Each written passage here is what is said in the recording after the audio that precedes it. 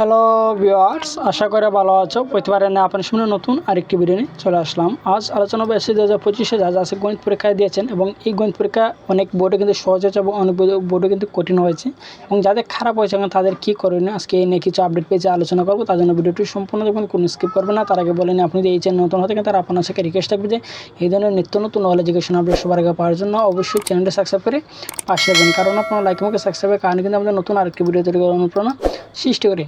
SSC পরীক্ষা গণিত বিষয়ে সৃজনশীল এবং বহু নির্বাচনী অংশে পৃথকভাবে শিক্ষার্থীদেরকে পাশ করাতে হবে এবং অর্থাৎ একজন শিক্ষার্থী সৃজনশীল এবং নৈতিক ক্ষেত্রে আলাদা আলাদাভাবে কিন্তু পাশ করবে। কোন শিক্ষার্থী যদি সৃজনশীল অংশে অনেক বেশি নাম্বার পায় কিন্তু বহু নির্বাচনীতে পাশ নাম্বার তুলতে না পারে, তাহলে তার বহু নির্বাচনী বিষয়ে ফেল দেখাবে। বর্তমানে এসএসসি পরীক্ষা গণিত বিষয়ে শেষ করে অনেক শিক্ষার্থী অনুভূতি খুবই খারাপ। অনেকের কাছে কিন্তু ভালো হচ্ছে গণিত পরীক্ষা, আবার অনেকে বলছে সৃজনশীল সহজ হয়েছে, আবার কারো কিন্তু বহু নির্বাচনীতে খারাপ হচ্ছে। এই অবস্থা তাদের জন্য শিক্ষকরা কিছু গুরুত্বপূর্ণ পরামর্শ তুলে ধরছে। যে শিক্ষকরা জানিয়েছে যে গণিত পরীক্ষায় সৃজনশীল অংশের খাতা শুধুমাত্র শিক্ষকরাই কিন্তু মূল্যায়ন করবে, কিন্তু প্রতি বছরে কিন্তু করে।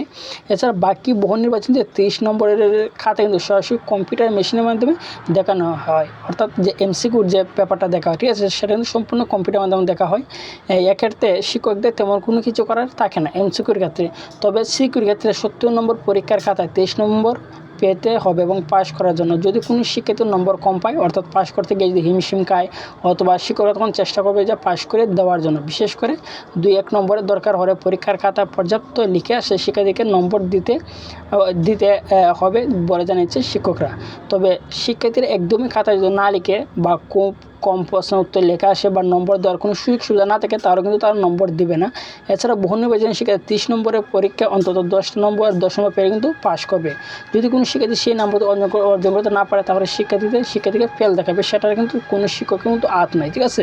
এই সিকিউ মনে করেন 70 মার্কের মধ্যে যদি আপনার 3 মার্ক 4 মার্ক 5 মার্কও কম হয়, তাহলে কিন্তু মনে করেন যে যেহেতু শিক্ষকরা তারা নিজে হাতে খাতা দেখবে, সেহেতু কিন্তু আপনাদেরকে তারা মার্ক কিন্তু লাগিয়ে দিবে, দিয়ে কিন্তু আপনাদের পাশ করে দিতে পারবে।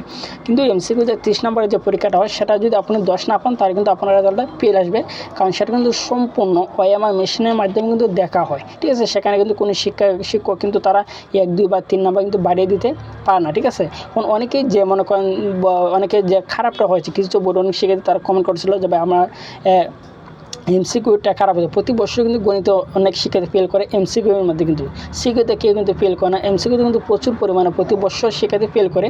কিন্তু যদিও মনে করেন আপনাদেরও যদি রেজাল্টটা ফেলও আসে, যদি ফেল আসে, তাহলে কিন্তু আপনারা বোর্ড চ্যালেঞ্জটা করতে পারবেন, কারণ বোর্ড চ্যালেঞ্জে কিন্তু হাজার হাজার শিক্ষার্থীর রেজাল্ট কিন্তু চেঞ্জ হয়, ঠিক আছে। কারণ এমসিকিউতে মনে করেন আপনারা যারা দেখছেন যে আপনারা 11টা হয়েছে, বা কেউ মনে করেন 7টা হয়েছে, 8টা হয়েছে, 9টা হয়েছে, যাদের মনে করেন গণিতে এই ধরনের এমসিকিউটা হয়েছেন, যে আপনাদের কিন্তু মিনিমাম 2 থেকে 3টা এমসিকিউ কিন্তু বাড়বে। কারণ 30টা এমসিকিউ আপনি যেভাবে দেখে থাকেন না কেন, হয়তো আপনি বইয়ের সাহায্য নিয়েছেন, হয়তো আপনি মোবাইল ফোনের মাধ্যমে বা কোনো চ্যানেলে ভিডিওর মাধ্যমে হয়তো আপনি মিলিয়ে নিয়েছেন, ঠিক আছে। সেটা কিন্তু 100% শিওর না, সেখানে কিন্তু আপনারা 2-3টা এমসিকিউ কিন্তু বাড়বে, ঠিক আছে। তো আপনাদের মোবাইল দেখে যদি মিলিয়ে দেখেন যে আপনাদের কম হয়েছে, সেক্ষেত্রে আপনাদের কোনো টেনশন করার দরকার না। যদি বই মিলিয়ে দেখেন যে আপনাদের কম হয়েছে, তাহলে কিন্তু এটা সঠিক। আর যদি বইয়ের মাধ্যম সাথে অন্য কোনো মাধ্যমে যদি মিলিয়ে দেখেন, তাহলে কিন্তু আপনাদের সঠিক হবে না, আপনাদের এমসিকিউ কিন্তু বাড়বে। এই নিয়ে কিন্তু কোনো টেনশন করার কারণ নাই, ঠিক আছে। আশা করি বুঝতে পারছেন। তারপরে যেন আপনি থাকেন অবশ্যই কমেন্ট করে জানাবেন। আর যদি ভিডিওটি ভালো লাগে থাকে অবশ্যই লাইক দেবেন। আপনি যদি এই চ্যানেল নতুন হয়ে থাকেন, তার আপনার সাথে রিকোয়েস্ট থাকবে যে এই ধরনের নিত্য নতুন নলেজ এডুকেশন আপডেট সবার আগে পাওয়ার জন্য অবশ্যই চ্যানেলটি সাবস্ক্রাইব করে পাশে রাখবেন। ধন্যবাদ, দেখা হবে অন্য কোনো ভিডিওতে।